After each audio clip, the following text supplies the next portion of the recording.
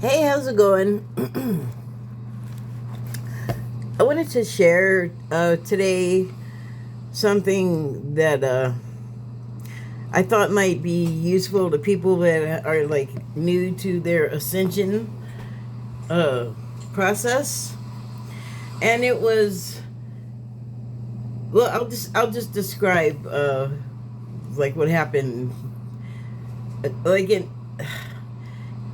in about 2015, I started to have my Kundalini thing go nuts, and which spurs the ascension process. And so I'm just like cruising around in my world outside in my little neighborhood, and I have a route that I take to leave the property and then go. I like to take like a little outing every day or as often as possible. And I started to notice there was a place on my little route on my way out of the property to where there were bees that used to, I guess they had a hive or something going nearby, but there was like a noticeable congregation of them, and they would go to this tree that flowered, and there's other stuff around, like people like it's an apartment complex, so people have flowers and stuff out. There's plenty of stuff for bees, but they congregated in this one area, and I just got really interested in them one day, and there were a lot of them, and I would just go sit right in the middle of where they were, and they'd be like flying around me and landing on me. And the reason why I'm not afraid of them is because when I was a kid, I got stung by like 3 at once, and it just itched, so I just don't have that fear of being stung. And also, I'm not out there waving at them and like emitting aggressive energy and anger and fear at them, like making them feel like, well, wait, what did I do? Do I need to attack you? It's just kind of hanging out. And I loved it. So that was like a thing. Like cats have always come just walking up to me and said hi and come jump in my lap. So that's something I always had. But like the bee thing, this was new. I mean, I've lived here years, and this just started happening after that ascension started. Another thing I noticed was that I was seeing DNA strands like everywhere. Everything I looked at was a DNA strand somehow. I mean, everything, like a bottle of something to a leaf, it was somehow a DNA strand. And I was like, wow, I really like that, because I like spirals. And what was the other thing? Oh, the other thing was that I just started noticing like bushes breathing, and then trees breathing, and lawns breathing, and stuff that you don't normally think of breathing. Like swelling and falling back in, like going up and down, like breathing. I mean, that's what I attributed it to. It could well be something else. I don't know. So that went on for a while, and I was like, oh my God, that's so great. And then, and I didn't know this before it happened. I didn't know this before it happened, but it stopped. And so that when that happens, it means that new things are happening, and everything else except like your vital functions pretty much have to stop, so this other stuff that's going on inside you, in your cells, in your mind, inside of your head with parts, like not your mind. Sort of your quantum business, but that's kind of like getting way ahead of what I'm talking about, where I was at the time. So it stopped, and so like I was leveling up basically. And then I started to feel like I'm more normal again. And I'm like, I could still see the DNA, but it was like I was having to strain to find it. And I could still see like the bushes breathing, and that like if I like meditated myself or calm myself into the right frequency or whatever. But see, like, I have a much better handle on that now, years later, than I did then. I didn't like know quite what was going on, but I kind of had a feeling that stuff stopped happening because something inner was happening. And then synchronicity is so great. Videos that I watched of like my favorite channelers came on at points in time somewhere along the line, and it kind of verified, you know, what I kind of intuited what was happening, that like all of the being able to see the stuff and all the magic had stopped because like repairs were underway. So and that's another thing that's great about it. Like, I found that if I didn't freak out about like the loss of these things, which I almost did, but I just was like, oh, wait a minute, just calm down.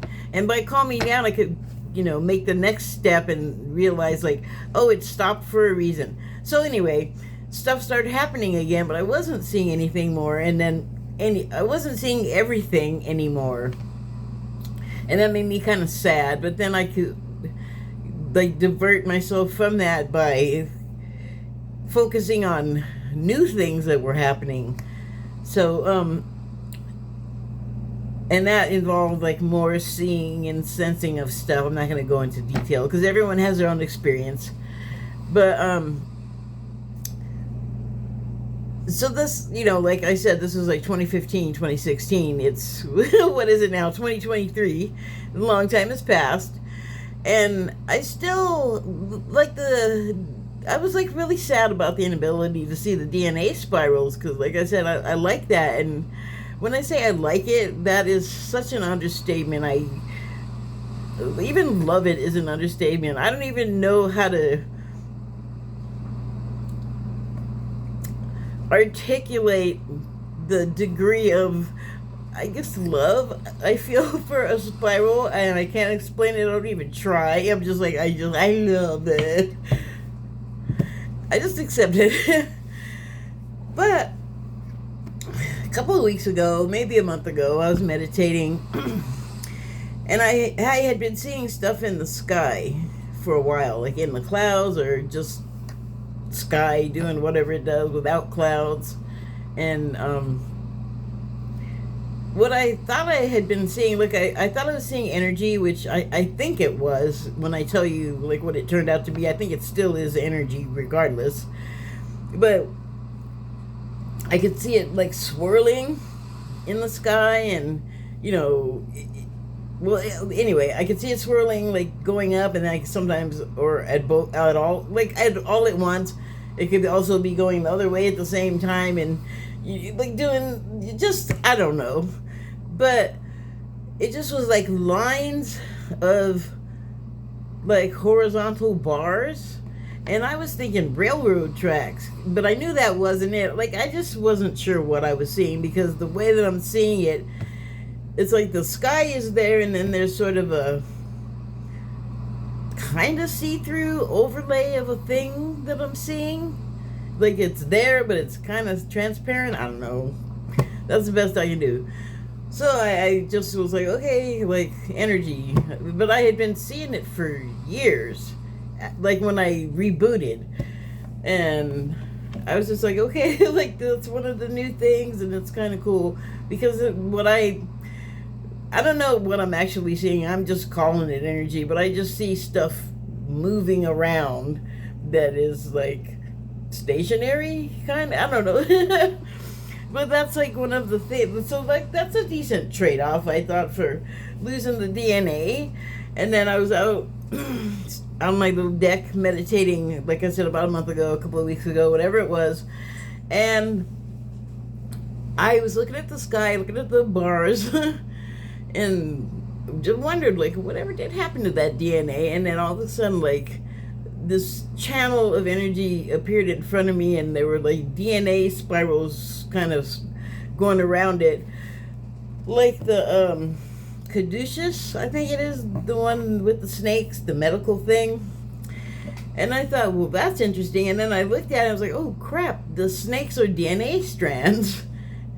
And then I realized that's what I had been seeing in the sky was giant DNA strands. It was just like boing, boing, boing. Like all this awareness happened. It wasn't, I don't know what to do with it, but it made me real happy. So, what I'm saying is like, you're going to experience stuff and then you're going to make changes. And then when you're making the changes, for me, stuff stops. And I thought it was just me, but I have since learned different. It's not just me.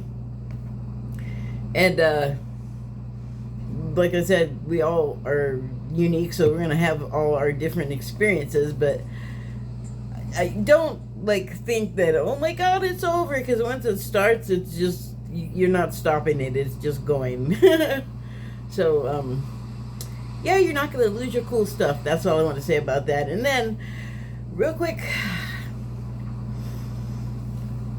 before I lose my nerve, I want to talk a little bit about just a little bit of Jesus stuff. And it's just a little message I got from Jesus of Nazareth.